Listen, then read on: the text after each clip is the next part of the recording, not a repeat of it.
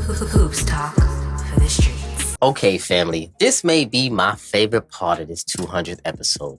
Y'all sent in the voicemails and emails with the questions and the comments, and I appreciate it, family. They were more than I even expected to come in, so I'm going to try to get to most of them. So let's start off with the voicemails first.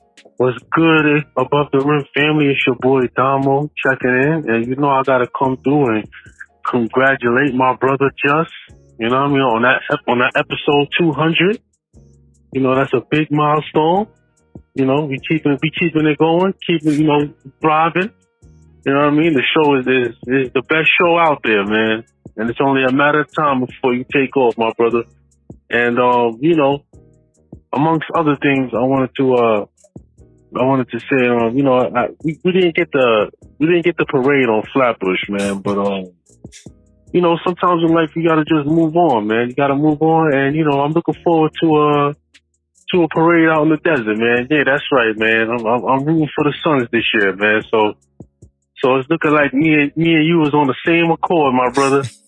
What you think about that, man? All right. Damo, I appreciate you, my brother, man. My guy for life, man. You've been with me since episode 1, Free Oak. I appreciate you, my brother. But listen, now you want to root for the Suns now? Come on, my brother. Listen, I ain't mad at it. I know we couldn't get the parade on Flatbush. Me and Reem talk about every time we get on this mic. Talk about the parade on Flatbush was supposed to happen, but it's definitely not happening this year, right? So it's all right, man. You know what I'm saying? You can root for the fellas in the desert, but you got to chill on the CP slander, my boy. You know what I'm saying? We're not getting that parade on Flatbush, but we'll take it in the desert, right?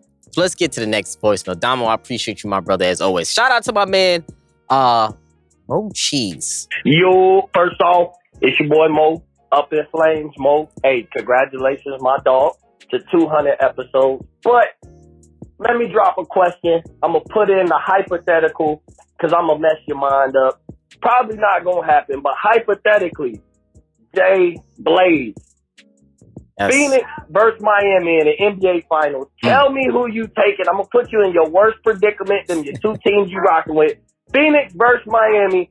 Tell me who you taking, and I'm talking about who are you rooting for. Who do you want to see win the chip? Not, we probably think Phoenix will win. Who you want to see win the chip? Once again, shout out to you on your 200th episode. Stay safe. Stay blessed. Love you, my brother. Mo, I appreciate you, my brother, for calling in. Shout out to my man for the voicemail. Much respect. He will be on the show soon, so look out for him. His show, Upper Flames Pod. Make sure you check that out. Fam, this was an easy one right here. I'm not going to hold you. This one was easy for me because the prophecy is not complete. You know the prophecy is I need my boy CP to win a title, and the prophecy is not complete, so it's an easy decision for me. You know I rock with Miami, Brooklyn Nets, Phoenix Suns. I root for these brothers to all do well, but it's CP over everything right now. Gotta win a title. My man needs to win the title so I can shut the haters up and really quiet all the noise. So shout out to you, my brother Mo. I appreciate you. I'll see you on the episode soon, my brother. Last voicemail rounding out, my boy Reem. Talk to me. Yo, what's good, family? You know, it's your boy Remo, a.k.a. Mr. Rich Threads, a.k.a. Mellow Reem, a.k.a. Dame Time Reem, checking in with the Above the Rim family for the first time in a long time. I just want to say, wow, we are back in the Wild Wild West. It's looking crazy out here. Big names got moved during before the All-Star break. Didn't pan out to what we expected. Yeah. AD is looking like AD without less sexual Braun. Is that what they needed? Should they move on from Braun? Is Braun the cancer? Ooh. Is Kyrie a cancer? Ooh. It's looking crazy out there in the West. Games are separated by maybe 2 games the most, and then you're out of the play-in. It's crazy. And then poor Dame. I told y'all, man. Yeah. Dame is loyal to the soil. It's our fault. But, you know what I'm saying? Will he wake up? Will he join a contender? Because we deserve to see Dame when playoff basketball matters. But, you know what I mean? That's up to Dame. And yo, New York, what's up? 5th and 6th right now. Let's talk about it. Remo, my brother, I appreciate you as always. Shout out to you. Appreciate you for sending the voicemails. Rich Threads, make sure you check out the Line Family. Show my boy some love. You said a couple of things in this voicemail right here. Should the Lakers move on from Bron? I think you bugging out right there. Come on, I mean, I wouldn't be opposed to it if Bron does want to move because we know he ultimately want to play with his son Bronny. So we know it's in the realm of possibility if he does want to move on for the Lakers, he's going to be to a team that's going to take Bronny. But I don't think the Lakers are going to move off from him at all. Who I do think is going to move on is AD if they don't make the playoffs, or if they are taken out of the playoffs in an embarrassing fashion. I think they're going to get rid of AD. So that's something I told everybody to look out for. I don't know what's going to go on with there. And you talked about is Kyrie a cancer? I'm going to talk about the Mavs in a little bit because, I don't think Kyrie's a cancer at all. I think maybe the Mavs were a flawed team to begin with, and they brought a player in who doesn't fix the flaws that they already had. So I think this little semi-slide that the Mavericks are going through right now was inevitable anyway, with or without Kyrie. Now, he helps the situation a little bit. He hurts in some ways, but they have more issues than just Kyrie Irving. So do I think he's a cancer? Absolutely not. Dame, you brought up before too. Dame is loyal to the soil. I know, man. It's crazy. He's basically shut down for the season now, which is very disappointing. I thought he would be at least in the play-in and, at least fighting to make the playoffs. But damn, I'm very disappointed in the Trailblazers as a whole because they were one of the teams going into the season that I had high hopes on, that I actually thought was going to play really well. But I know he's loyal to the soil. I know he's your guy. Will he join a contender?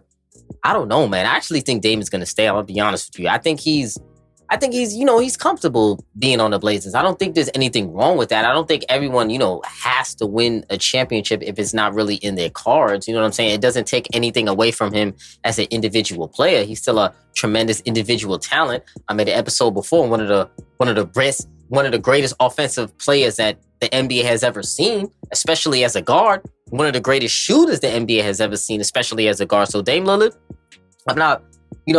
I would love for him to be on a contender. I'm curious to see what's going to happen with him this summer, but I don't know, man. I think he's actually going to stay in Portland, to be honest, because I think he's just comfortable there. So I'm not mad at it, man. In New York, you brought up New York basketball, New York playoff basketball.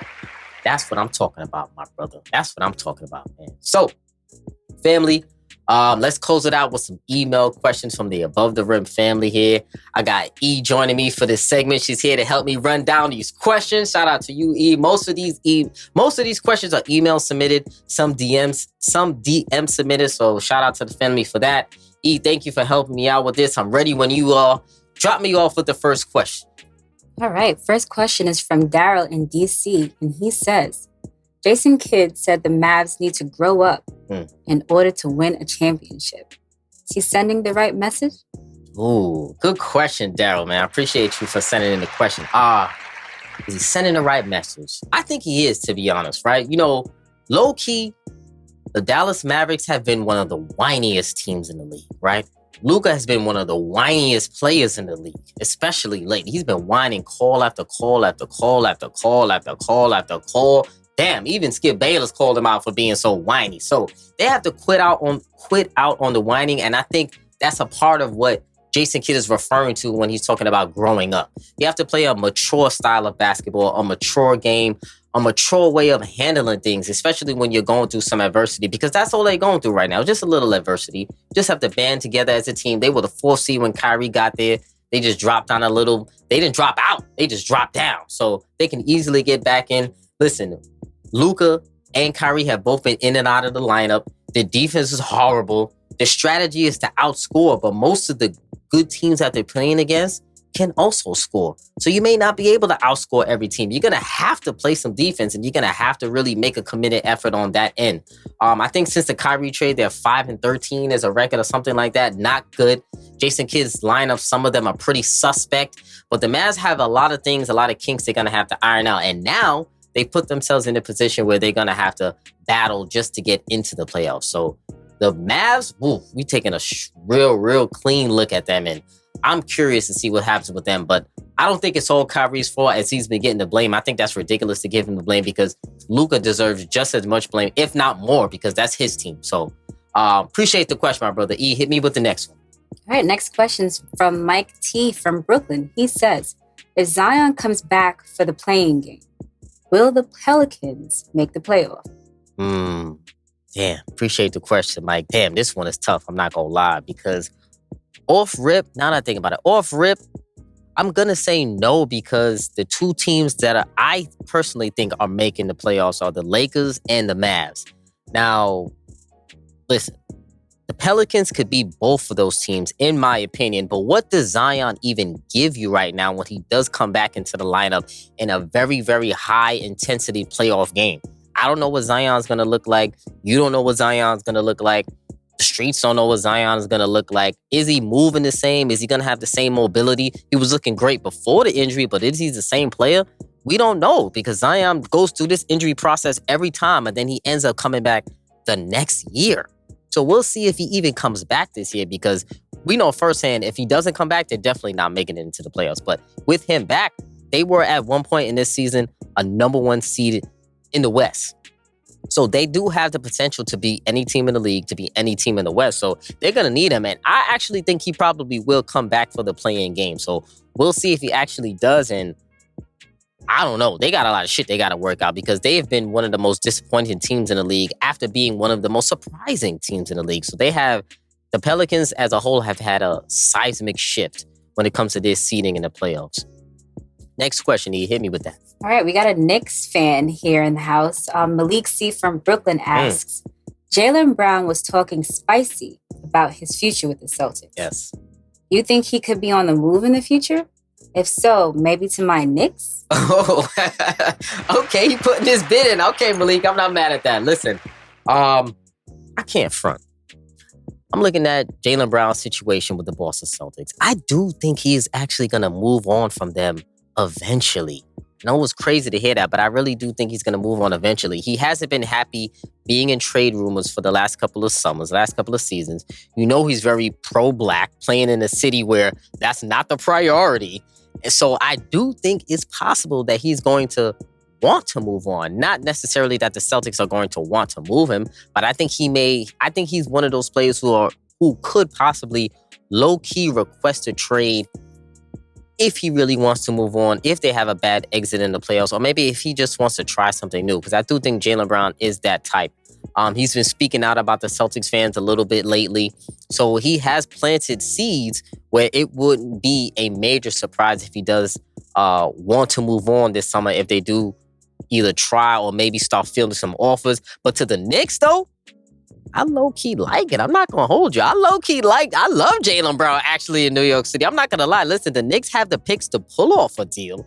And now they would have to give up a lot, though. And they absolutely should for a player like Jaylen Brown. They're probably going to have to give up where am I drawing about? RJ Barrett, Obi Toppin, probably a 4 or 5 picks. It's going to have to be a mega deal. But I do think they have some assets where it's possible they can entice the Celtics. But it's going to be really crazy to trade with somebody else in the same division as yours. So that's going to be interesting to see if JB acts out, or if he has some inklings or whatever. With the playoffs, what happens in the playoffs is going to dictate a lot of what goes in the summer, which I always say every year, because it does. You see how it dictated last year.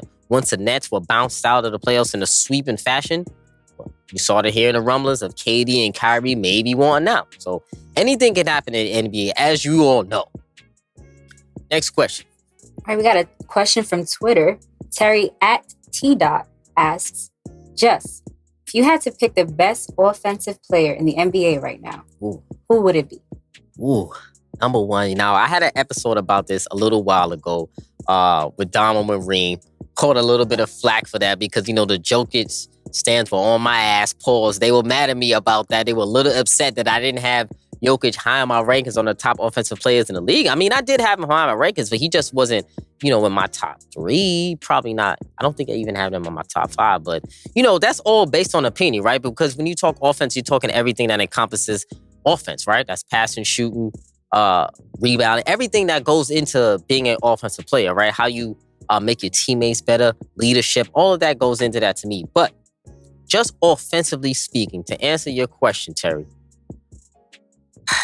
if I had to, honestly speaking, right, my personal opinion, I know you're going to kill me for this, but I actually think it's a tie of the best offensive player in the league, in my opinion. I think it's a tie between Kevin Durant and Joel Embiid. I think these two guys are the best offensive players in the league right now because there's no weaknesses in their offensive game. None at all. They can score anytime, anyhow, how they want, wherever they want. And it's just a matter of, are they going to make it or are they going to miss it? So I think those are my two best offensive players in the league. But if I had to choose one, gun in my head, I guess I'm going to go with Kevin Durant is my best offensive player. So there's that. Next question. All right. Nick from Chicago asks, can anyone in the East beat the Bucks in a series? Good question, man. You must have been reading my mind with that question because I was just thinking about that the other day. Listen, I don't know who can really beat the Milwaukee Bucks in a series in the Eastern Conference because it's going to be, they are stacked right now. I'm going to be honest. I really love how the Milwaukee Bucks team is set up. Got Giannis over there, obviously the best player in the world, one of the best players in the world, however you want to slice it. The Milwaukee Bucks are going to be tough to take out. So I'm going to say, can anyone beat the Bucks? They can be beaten, but I think it's going to be very difficult to pull off, right? Giannis is a beast. We know this guy is a beast. In the playoffs, out of the playoffs, 26-5, the Milwaukee Bucks are in their last 31 games. I love how their roster is shaking out. They have height, they have heart, they have defense, they have grit, they have shooting, they have playmaking. They got it all. Stellar defense. Jay Crowder, I was mad about that Jay Crowder pickup going to the Bucks because he's exactly what they needed. Jay Crowder, Bobby Portis, Giannis, Brook Lopez, one of the Defensive Player of the Year candidates. The Milwaukee Bucks are stacked. And can anyone beat the Bucks in a series in the East?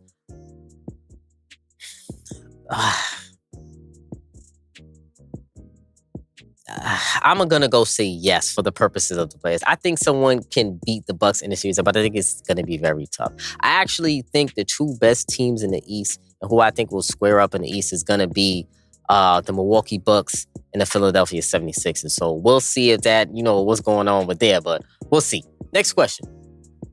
All right, we have a question from Tiffany. Tiffany asks, do you think Wiggins will come back by the playoffs? And if so, do the Warriors need him to win a title?